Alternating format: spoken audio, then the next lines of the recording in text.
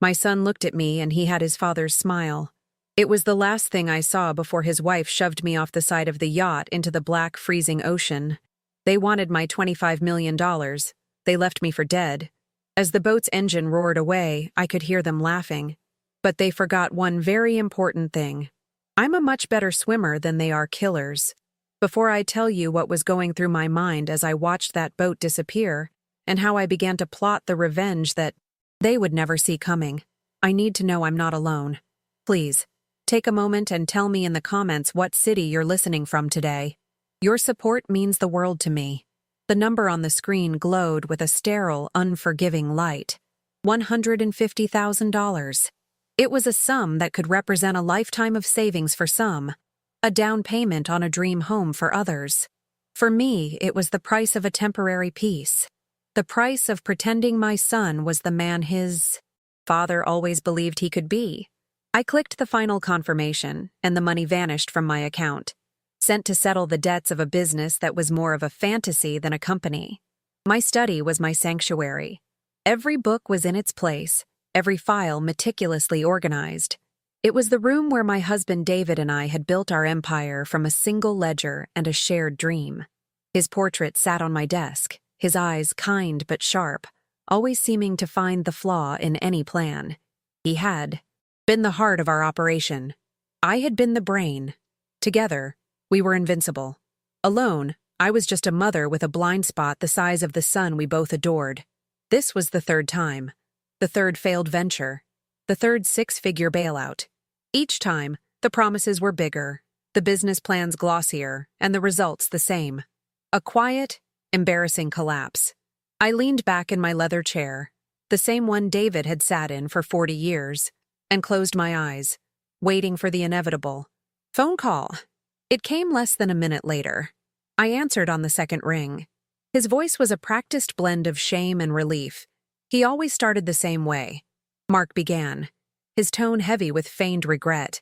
Mom, I just saw the transfer. I don't know what to say. Thank you. We were on the brink. I swiveled my chair to face the window, looking out over the calm waters of the harbor. I love you, Mark. You know I always will. But this has to be the last time. A business needs more than just hope. And a fancy logo. It needs discipline. I know. You're right. It's just, Nora and I, we really thought this was the one. The market was perfect. Our branding was strong. We had some bad luck, that's all. Bad luck doesn't forget to pay its suppliers for 6 months, I thought. But I didn't say it. The words would only sound cruel. And he was an expert at turning my pragmatism into a weapon against me. He would call it a lack of faith. His father, he'd remind me, always had faith in him. I just wish Dad were here, Mark said, his voice cracking on cue. He would have understood. He always believed in me. The blow landed precisely where he intended. A strike right at the heart of the promise I had made to David on his deathbed. Always take care of our boy, Jude. Don't let the world break him. I had tried, but I was beginning to realize the world wasn't the problem. Your father believed in hard work, Mark, not shortcuts. He started with one truck and a willingness to outwork everyone. He earned his success. He didn't expect it. My voice was gentle, but the edge was there. I could feel him pulling away, retreating into his shell of perceived victimhood. Nora came on the extension then, her voice as sweet as poison. Judith, we are so grateful. You saved us, truly. Mark is just so passionate, he gets ahead of himself. You know how he is. Her words were a shield for him, a way of framing his incompetence as a charming, boyish enthusiasm, a way of reminding me that I was the stern, unfeeling matriarch, and they were the struggling dreamers. I just want to see you both on solid ground, I said, the lie tasting like ash in my mouth. What I wanted was to see my son stand on his own 2 feet, free from the strings she so expertly pulled. We will, Judith. This time will be different. You'll see, she chirped. Mark mumbled his agreement in the background. I ended the call with a hollow exchange of I love yous. The silence that followed was heavier than before. I had done my duty. I had kept my promise. But I felt no peace, only a deep, chilling dread. I looked at David's portrait again, at his trusting smile. Oh, David, I thought. You saw the best in him, but you never had to see her. I couldn't hear their conversation after the call ended, but I didn't need to. I could feel it. I could picture the scene as if I were in the room with them. Mark, slumped on their designer sofa, relieved but weakened by his performance. And Nora, her fake smile gone, her eyes sharp and cold as steel. I could almost hear her whisper, her voice a venomous caress. See? I told you she'd do it. But it's not enough, is it? 150,000 is just a drop in the bucket. It's a bandage. She'll bleed us dry with these little handouts forever, always holding it over our heads, always in control. We need a permanent solution. That's what she would say. Something like that. She was the architect of his resentment, carefully building a prison of entitlement. Around him, brick by brick, with my money. She had turned my love into a leash and my generosity into a cage. And my son, my dear, weak son, was a willing prisoner.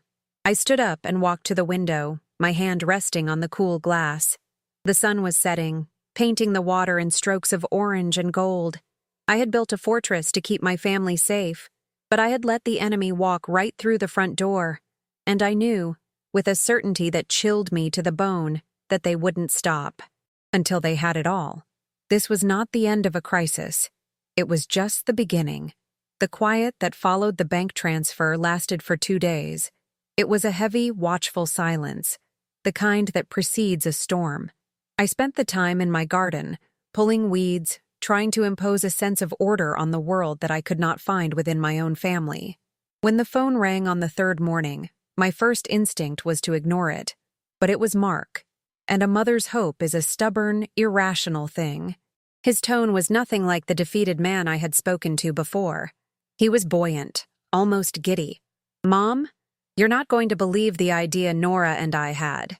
We've been talking nonstop about how much you've done for us, and honestly, we feel terrible. We've been so focused on our own problems, we haven't been there for you. We want to fix that. I remained silent, listening. I had heard this melody before. It was the overture to a request.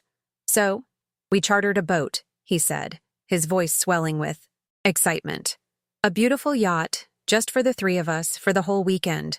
We'll go out on the water, get away from everything. We can talk, really talk. And, well, I was thinking we could have a toast to Dad. Out on the ocean. He would have loved that. The hook was perfectly baited.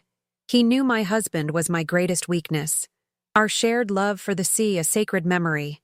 My mind, the logical, calculating mind of a CFO, screamed that it was a trap, a performance, a lavish gesture paid for, with my own money to soften me up for the next crisis.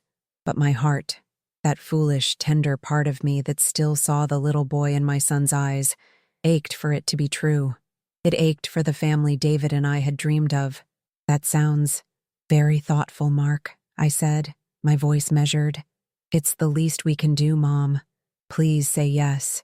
It would mean the world to us. And so, against every sharpened instinct I had honed over a lifetime of business deals and contract negotiations, I agreed. I told myself it was one last test. One final chance for them to prove that a flicker of the family I loved still remained. The week leading up to the trip was a masterclass in manipulation. Nora came to visit under the guise of helping me pack. She was a whirlwind of false affection, complimenting my home, my clothes, my everything.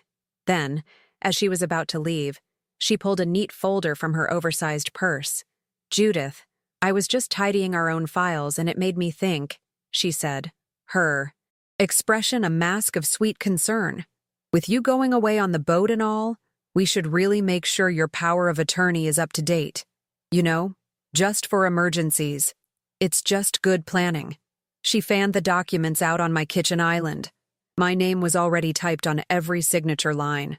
The audacity of it was breathtaking. I felt a cold fury rise in me, but I kept my composure. That's very organized of you, Nora, I said, pushing the folder gently back towards her. But my lawyer, Mr. Jennings, handles all of that for me. He has a very comprehensive file. Thank you for your concern, though. Her smile didn't falter, but I saw a flicker of something hard and ugly in her eyes before she hid it. It was the look of a predator whose prey had just sidestepped the snare. The day before we were set to leave, Mark called. His voice was casual, an intentional, forced nonchalance that set every nerve in my body on edge. "Hey, Mom, just packing up some last-minute things. Quick. Question, totally random. I was just thinking about Dad's old files and security. You still keep the will and all that in the safe in your study, right? I just want to make sure it's secure while you're gone for the weekend." The air left my lungs. The question was so brazen, so transparently greedy, that I felt dizzy. They weren't just planning to ask for more money. They were planning for a future where they had access to everything. The last vestiges of my hope began to crumble. I leaned against the wall, forcing a light laugh into my voice. "Heavens, no, Mark.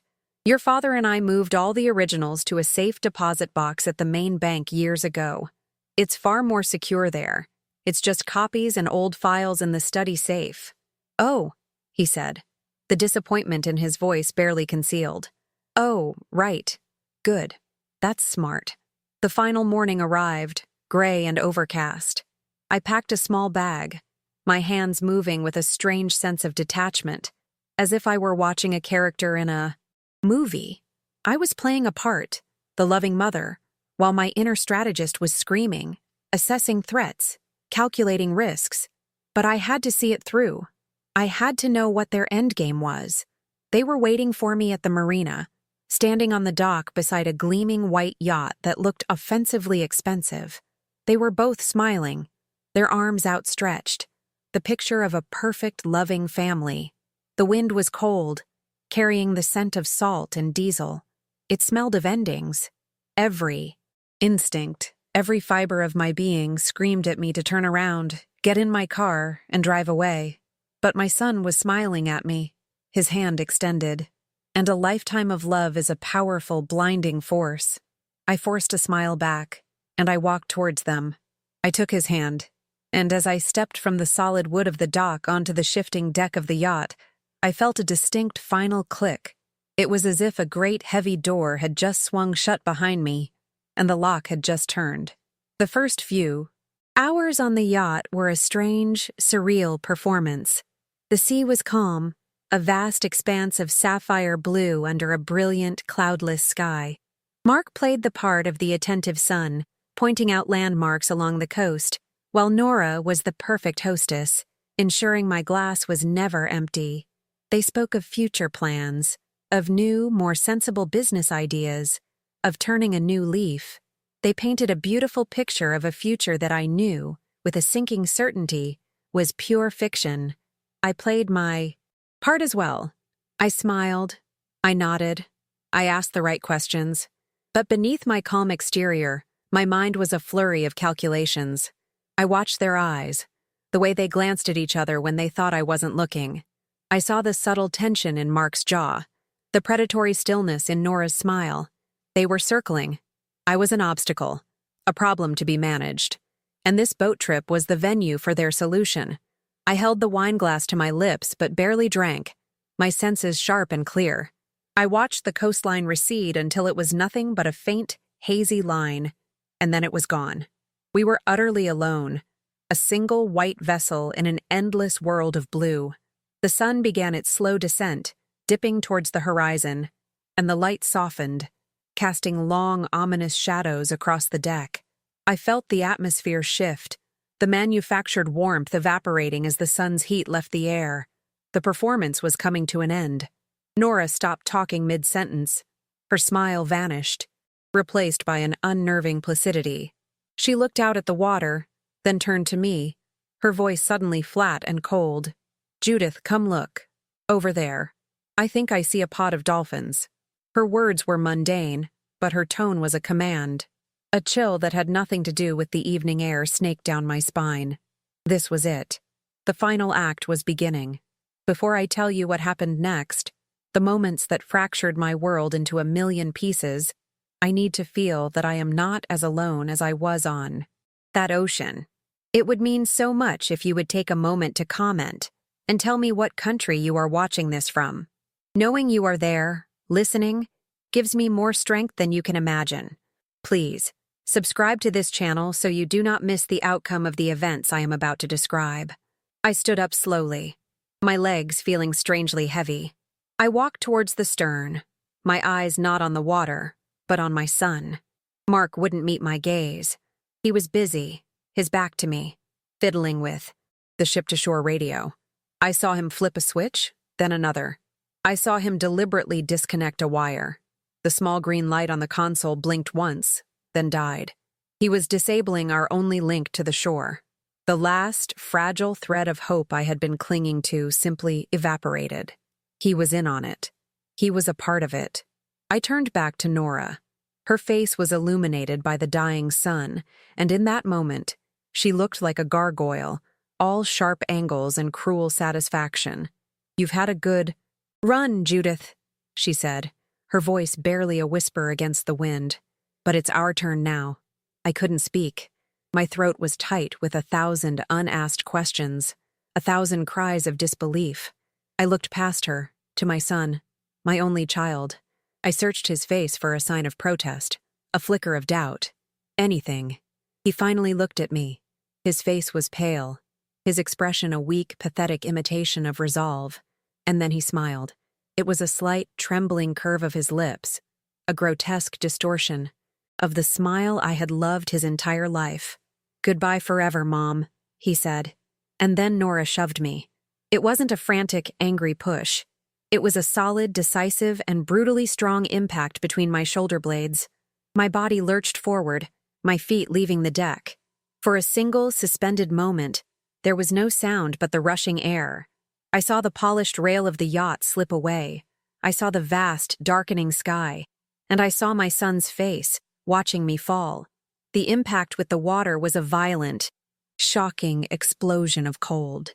It stole the air from my lungs and plunged me into a dark, silent world. I surfaced, gasping, my clothes instantly heavy, pulling me down. The salt water burned my eyes. I whipped my head around just in time to see the yacht, its white form stark against the twilight, turning and speeding away without a moment's hesitation. The roar of its engine was the sound of my own heart breaking. It faded quickly, swallowed by the immense, crushing silence of the Atlantic. I was left utterly alone, with two undeniable truths. The water was freezing, and my son had just tried to murder me. The first minute was a chaotic symphony of survival. My lungs burned, my limbs thrashed against the shockingly cold water, and my mind screamed a single silent word. Why? The salt water was a brutal slap, forcing my eyes open to a world of twilight and terror. The yacht was gone. The sky was a bruised purple, bleeding into the blackness of the sea, and I was completely, terrifyingly alone. A wave slapped against my face, forcing water down my throat.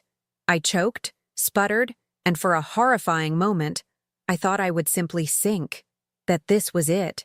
This was the cold, dark, anonymous end they had planned for me.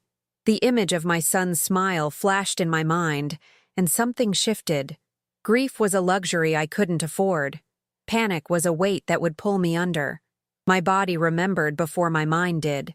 Decades of early morning swims in this very ocean.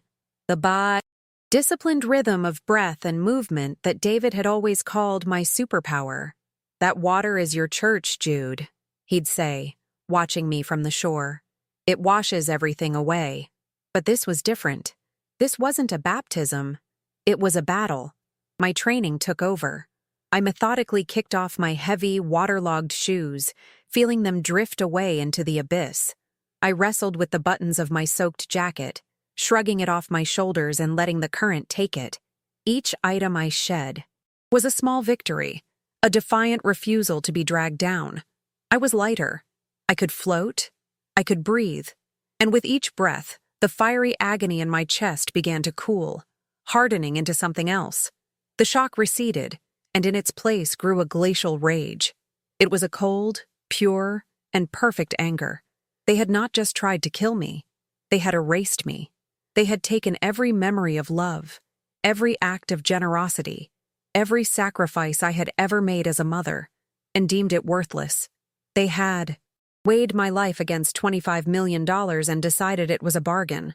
They thought I was weak, a sentimental old woman clinging to the memory of her husband, easily manipulated by a few soft words and a child's plea.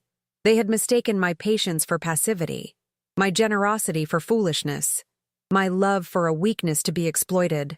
And that was the mistake that would cost them everything. Treading water in the vast, unforgiving darkness, I made a decision. It wasn't a loud, dramatic vow. It was a quiet, internal click as a switch was flipped in the deepest part of my soul. They will not win. They will not have the money. They will not have the satisfaction. They will not get away with this. I would not let my husband's legacy, the company we had bled for, the life we had built, be turned into a shopping spree for his own murderer. The pain of betrayal was still there, a great, gaping wound in my heart, but it was no longer just a source of pain. It was now a source of fuel. My mind, which had been reeling with shock, suddenly became sharp, clear, and focused. The CFO returned. I began to think. I assessed my situation. I was miles from shore with no way of knowing which direction to swim. My chances of survival were slim to none. But Mark and Nora didn't know that for sure. They would have to wait. They would feign panic, call the authorities, play the part of the grieving family. They would put on a show. And during that show, they would believe they were safe. They would believe I was gone. This was my only advantage. The element of surprise. My limbs were growing heavy, the cold seeping deep into my bones. I didn't know how much longer I could last. I floated on my back, conserving energy, my eyes fixed on the starless black sky. I thought about David, and I spoke to him in my mind. You wouldn't believe what our boy did, my love, but you would believe what I'm about to do next. I closed my eyes, a strange sense of calm washing over me. The fight was just beginning. I only had to survive the night. Just as the last of my strength began to fray, as the edges of my vision started to blur into the blackness, a single distant light appeared on the horizon. It was a tiny pinprick in the infinite darkness. It was a flicker of impossible hope, and I had no way of knowing if it was my salvation or just another cruel trick of the sea. The light grew from a distant star to a warm, definite glow. It was a boat, a small, sturdy fishing trawler chugging through the pre-dawn darkness.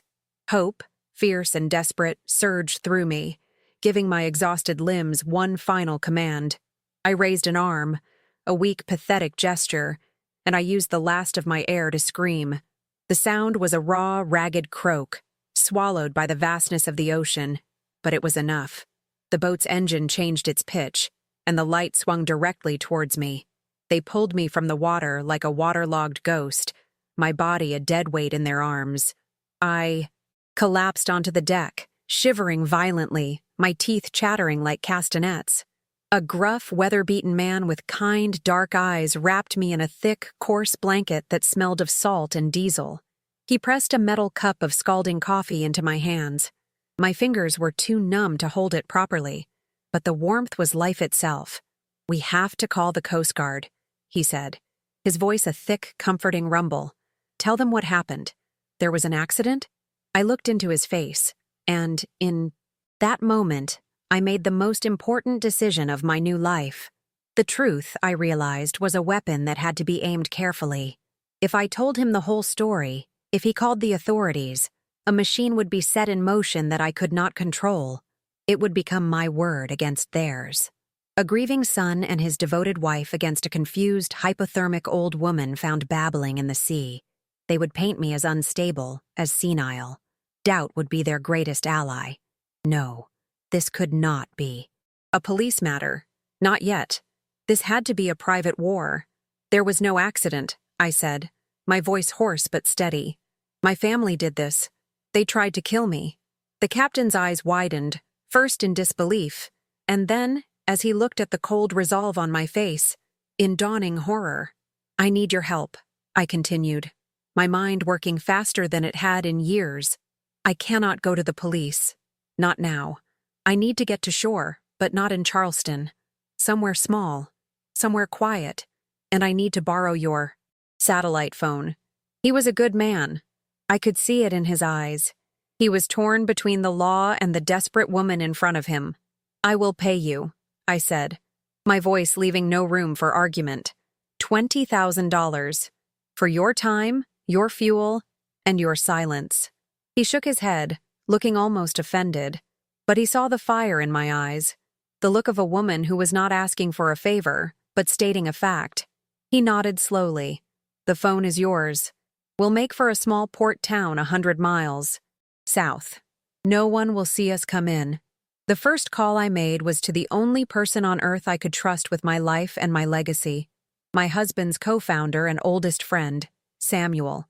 He answered on the first ring, his voice sharp with concern even in the middle of the night. "Samuel, it's Judith. I have a problem, a big one. I need you," I said, my voice cracking with the first hint of emotion since I'd been pulled from the water. There was no hesitation, no questions, only the unwavering loyalty of a 40-year friendship. "Where are you, Jude? I'm on my way." As the trawler chugged towards the safety of a forgotten coastline, I let my mind drift to Charleston. I could picture the scene perfectly. The frantic, tearful 911 call from Mark, the Coast Guard helicopters slicing the air, the news crews gathering at the marina, Nora, her face a perfect mask of grief, clutching my son's arm as he gave a heart-wrenching interview about his beloved mother, lost to the cruel, unpredictable sea. They were performing the first act of their new, wealthy lives. And all the while, I was sailing away from the scene of the crime, a ghost with a vendetta. Samuel was waiting for me at the desolate dock when we arrived. The look on his face was a mixture of profound relief and murderous rage. He wrapped me in a hug that felt as strong and safe as a vault, and then whisked me away to his secluded home nestled in the quiet woods, far from anyone who might recognize me. It was there, in the warmth and safety of his study, that I told him everything, every detail, the fake smiles, the power of attorney, the will, my son's final words, and the shove that was meant to end my life. He listened without interruption, his face growing harder and colder with every word. When I finished, the silence in the room was heavy and dangerous. Samuel, who had always been the calm, rational partner to David's passionate drive, looked like he was ready to commit murder himself. "They won't get away with it." "Jude," he said, his voice a low growl, "I swear on David's memory, they will pay for this." I nodded, feeling the last of my shivering finally subside, replaced by an unbreakable resolve. "I know," I said, "because we are not going to be their victims. We are going to be their consequences." Later that evening, showered, dressed in warm clothes, and fueled by Samuel's outrage and a shared desire for justice, we began. While my son and daughter-in-law were likely choosing my casket, I was preparing to dismantle their entire world. Samuel sat beside me as I made the second phone call of the day, this time to my private banker in Zurich. His name was Mr. Sterling, a man whose discretion was as legendary as his financial acumen. "Mr. Sterling," I said, my voice as calm and clear as a winter morning. "It's Judith Adler. I have some very specific and time-sensitive instructions for you. I need you to liquidate everything, and I need you to do it now." For the next 48 hours, Samuel and I lived in a self-imposed exile in his study. It became our war room. We had 3 laptops, a satellite phone, and a steady supply of black coffee. We watched the news coverage of my disappearance with the detached analysis of generals observing an enemy's movements. The Coast Guard search was extensive. The news anchors reported with somber voices. My son Mark gave a tearful press conference on the dock, his voice choked with what a casual viewer might mistake for grief. He spoke of my love for the sea, my adventurous spirit, and the tragic, unthinkable accident. Nora stood beside him, a pillar of silent, dignified sorrow, her hand clutching his arm. Her performance was flawless. She was the grieving daughter-in-law, stoic and supportive. Mark, on the other hand, was a clumsy actor. His pain was too loud, his tears too theatrical. He was overplaying his part. To the world, he was a heartbroken son. To me, he was a fool who had just confirmed his guilt. On the second day, the search was officially called off. I was presumed lost at sea, another tragic statistic.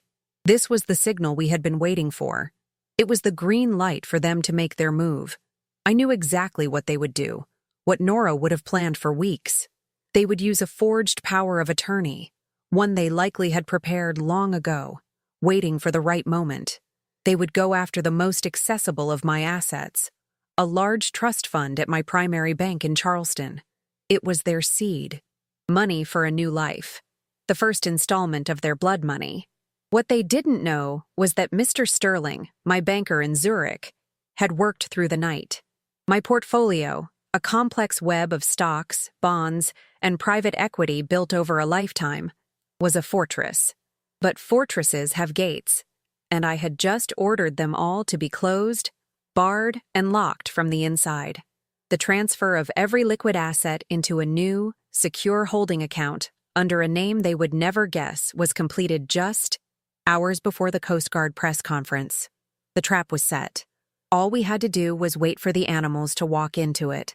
I could picture them so clearly, dressed in tasteful, expensive morning clothes, driving to the bank in my son's ostentatious car. They would walk through those great bronze doors not with the humility of the bereaved, but with the unearned confidence of heirs who believe their payday has finally arrived. They were about to step onto a stage I had set just for them. And if you want to be there with me in spirit, to see the looks on their faces when that trap springs shut, I'd be so grateful if you would like this video and click the subscribe button. Your support is the fuel that keeps my fight going. My narration of the event, as I imagined it, went like this. They would have asked for a private meeting with the bank manager, Mr. Hayes, a man I had known for 30 years. They would have presented the forged document with solemn faces, explaining that they needed to begin the difficult process of managing my estate. Nora would do most of the talking, her voice a perfect blend of sadness and efficiency. Mr. Hayes, a thorough and meticulous man, would have examined the document carefully. He would have offered his deepest, most sincere condolences. Then, he would have typed my account number into his computer. I can imagine the flicker of his eyes as he saw the string of zeros on the screen. He would have cleared his throat, a small, polite sound. That would have been the first note in the symphony of their ruin. "I'm very sorry," he would have said, his professional mask firmly in place. "But there seems to be a problem with accessing this trust." Nora's polite facade would have cracked first. "A problem? What sort of problem?" "The document is perfectly legal." "Oh, the document is not the issue," Mr. Hayes would have replied, looking up from his screen to meet their eyes. "The issue is that the account has a balance of 0. The funds were transferred out yesterday afternoon." I can taste the delicious metallic tang of their panic. Mark would have blanched, sputtering. Transferred? By who? That's impossible. And then, the final devastating blow. The checkmate I had so carefully arranged with Mr. Sterling.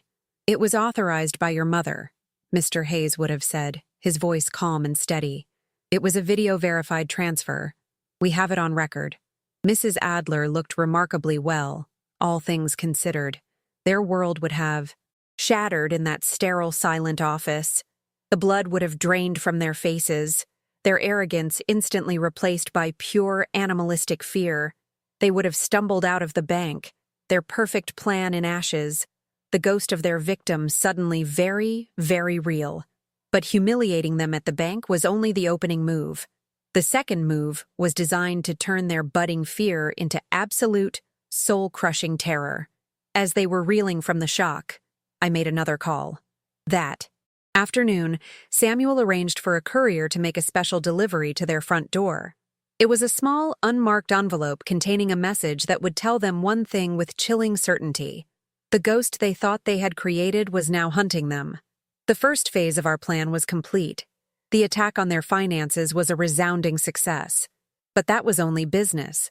The second phase was personal. I didn't just want to leave them penniless. I wanted to dismantle them from the inside out. I wanted them to feel the same terror and helplessness that I had felt in the cold, dark water. The bank manager had planted the seed of fear. The contents of that small, unmarked envelope were meant to make it bloom. Inside was a single, high-resolution photograph. It was a simple, stark image. My left hand, wrinkled and showing its age, resting on the front page of that morning's newspaper. The date was clearly visible. And on my fourth finger was the wedding ring David had placed. There 50 years ago. It was a unique piece, a sapphire surrounded by small diamonds, a ring they both knew intimately. They had seen it on my hand every day of their lives together. Nora, in fact, had often commented on how much she admired it. My narration of their downfall continued in my mind, a private movie I could play and rewind at my leisure. They would have arrived home from the bank in a state of frantic, terrified silence. The house, their gaudy monument to bad taste and unearned wealth, would suddenly feel less like a palace and more like a cage. Mark would be pacing, running his hands through his hair, a cornered animal.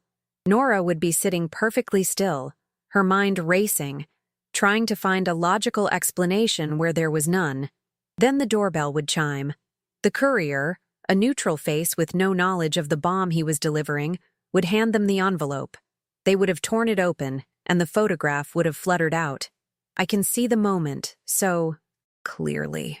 Nora's sharp intake of breath, the color draining from Mark's face, leaving it a pasty, sickly gray.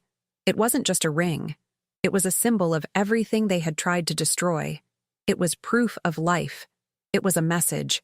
It was a threat. He would have been the first to break. My son, who had always been a stranger to real courage, would have completely unraveled. "It's her," he'd stammer, his voice trembling. "Oh my God, Nora. It's her. She's alive. She's alive and she's coming for us." "What do we do? What do we do?" Nora's terror would have manifested as white-hot rage. Her perfect, airtight plan ruined. Her composure shattered. She would have turned on him, her voice a venomous hiss. "What do we do? What you should have done in the first place. You were supposed to make sure. You were supposed to be certain. But you were too weak. You just smiled your pathetic little smile and ran away. Did you even see her go under? I didn't know." Mark's voice would be a childish wail. "You pushed her. You were the one who said it was the only way. You planned it all." Their partnership, forged in the cold fire of greed, would have melted away in the heat of their fear, leaving nothing but ugly, bubbling resentment. They were no longer a team. They were two rats trapped in a sinking ship, clawing at each other to survive. She would have seen him for the coward he was, and he would have finally seen her for the monster she was. In their shared panic, they had exposed their true selves to each other, and it was a hideous sight. They had spent years united in their resentment of me. Now, I had become the thing that would tear them apart. As they were screaming at each other, their carefully constructed world crumbling around them, Samuel and I delivered the next psychological blow. Using a secure, untraceable number, we sent a message. A single text, delivered to both of their phones at the exact same moment. The chime of the notifications would have cut through their argument, silencing them instantly. They would have looked at their screens, their faces illuminated by the pale blue light. The message contained only 4 words. "Enjoying your inheritance so far?" The effect would be immediate and devastating. It was confirmation of their deepest fear. This was not a random occurrence. This was a coordinated, intelligent attack. They were being watched. Their home was no longer a sanctuary. Every shadow in the corner, every creak of the floorboards, every ring of the telephone would become a potential threat. Their paranoia would become their prison. In a single afternoon, I had taken their greatest asset, their belief that I was dead and gone, and turned it into their greatest liability. They were no longer the confident predators celebrating a successful hunt. They were the prey, looking over their shoulders, jumping at every sound. They were trapped in their own home, waiting in terror for my next move. And I would not make them wait for long. We gave them 3 days. 3 days to live inside the prison of their own minds, to jump at shadows, to accuse each other in terrified whispers. Samuel had hired a discreet private investigator, a former federal agent who confirmed what we already suspected. They hadn't run. Nora's arrogance wouldn't allow it, and Mark's fear had paralyzed him. Instead, they had doubled down on their lie. They had planned a memorial service, The announcement was published in the local paper, a celebration of the life of Judith Adler. It was a calculated, strategic move on Nora's part, a public display of grief designed to cement their story in the minds of the community, and more importantly, to create a public record of my death. They were planning a party to celebrate my murder. What they were actually doing was sending out engraved invitations to their own public execution. The day of the service was bright and sunny, a beautiful day for a funeral. I did not dress in black. I chose a tailored suit, in a shade of deep sapphire blue, the color of the ocean that was meant to be my grave. I felt a strange, chilling calm. The rage was still there, a cold, hard stone in my chest, but it had been refined into pure, unwavering purpose. This was not about revenge anymore. It was about justice. It was about order. It was about taking the world they had broken and setting it right. Samuel and I had spent the previous day preparing. We met with 2 detectives from the state police, laying out the entire case, the financial motive, the suspicious trip, the disabled radio. Our key witness, the fishing boat captain whose name was Manuel, had driven up that morning. He was a simple, honest man, and his testimony would be unshakable. He sat with the detectives, calmly recounting the details of my rescue, his eyes filled with a quiet decency that stood in stark contrast to the ugliness of my family's deceit. Everything was in place. All the pieces were on the board. On the ride to the country club where the service was being held, Samuel put his hand over mine. His grip was firm and steady. "David would be so proud of you, Jude," he said, his voice thick with emotion. I looked out the window, at the world that I was not supposed to be a part of anymore. "No," I replied quietly. David would be heartbroken, but he would have done the exact same thing. The parking lot was full of expensive cars. The lobby was filled with the familiar faces of Charleston society, all dressed in somber black, whispering condolences to one another. They were all there to mourn me, to pity my poor, grieving son. The detectives entered first, taking up discreet positions at the back of the main hall. Manuel waited with them. Samuel looked at me one last time, his eyes asking if I was ready. I gave a firm nod. The doors to the hall were right in front of us. My son was on the other side, standing at a podium, likely delivering a heartfelt eulogy for the mother he had tried to send to the bottom of the sea. It was time to interrupt the performance. This was the moment of truth, the climax of a plan born in the freezing darkness of the Atlantic. Before I walk through those doors and finally face them, I want to thank you for coming this far on my journey. If you believe that lies should be exposed and that justice must be served, please show your support by commenting with the word justice below. Samuel pushed the heavy oak doors open. They swung inward with a soft, dramatic groan. Wave of silence washed over the room as every head turned towards the entrance. The air crackled with a collective, audible gasp. Mark was at the podium, a single tear tracing a path down his cheek as he spoke about my supposed love of life. He froze mid-sentence, his mouth hanging open. The color drained from his face, leaving him looking like a statue carved from chalk. Across the room, I saw Nora, her head whipped around, and her carefully constructed mask of sorrowful dignity shattered into a million pieces, revealing the raw, ugly face of pure shock beneath. I began to walk. My steps were slow, deliberate, my heels clicking on the polished marble floor. The sound was unnaturally loud in the dead silence. Samuel was a half step behind me, a silent, imposing guardian. I did not look at the stunned faces in the crowd. My eyes were locked on my son. I walked down the center aisle, the path cleared for me as if by an invisible force, until I was standing directly in front of the podium where he stood, trembling and speechless. I did not scream. I did not cry. I looked up at him, my expression calm, my voice clear and steady, and I spoke the words that had been waiting for days to be released. "You seem to have forgotten something, Mark. Me."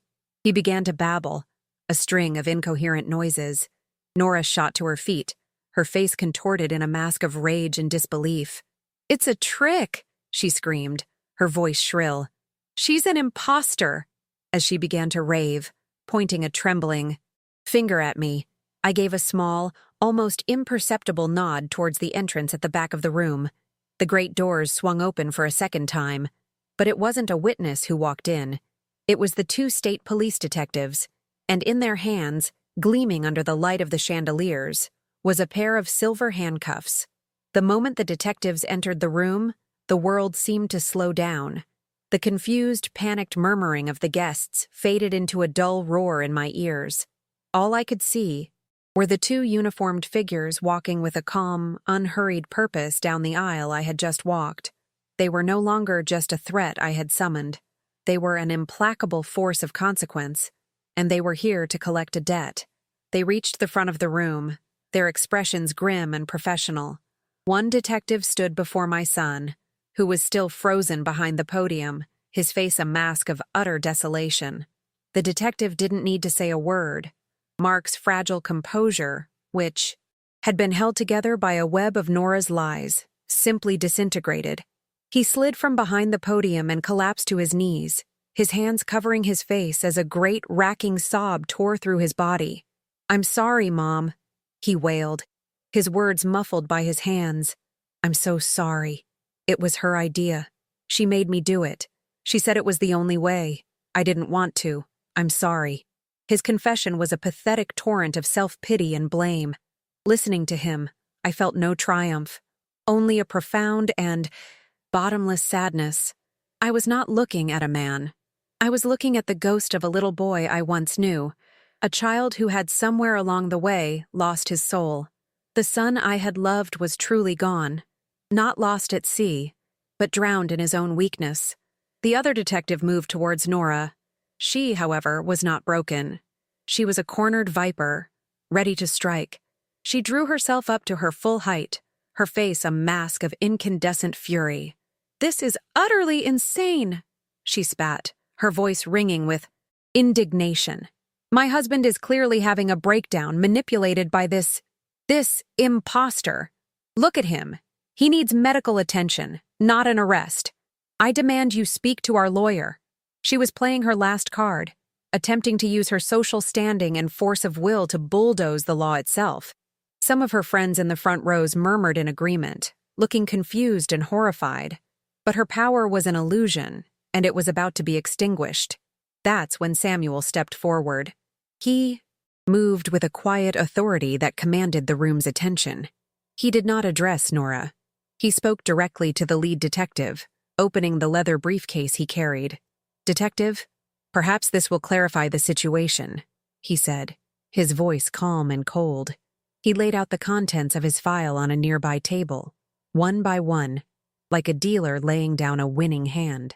The room fell into a dead, watchful silence. First, the sworn and notarized testimony of Captain Manuel Correa, the man who rescued Mrs. Adler from the Atlantic Ocean nearly 100 miles from where her son reported she went missing. "Captain Correa is with us today." Samuel gestured to the back of the room, where Manuel stood, his rugged face a portrait of quiet dignity. Second, a full financial workup of Mr. and Mrs. Adler's numerous shell corporations and personal accounts, showing a combined debt of over $2 million, a debt that was about to trigger foreclosure and bankruptcy proceedings. A low gasp rippled through the assembled crowd. Nora's face, which had been flushed with rage, turned a stark, waxy white. "And finally," Samuel said, his voice dropping to an icy, deliberate tone, "we have this." He placed a small flash drive on the table.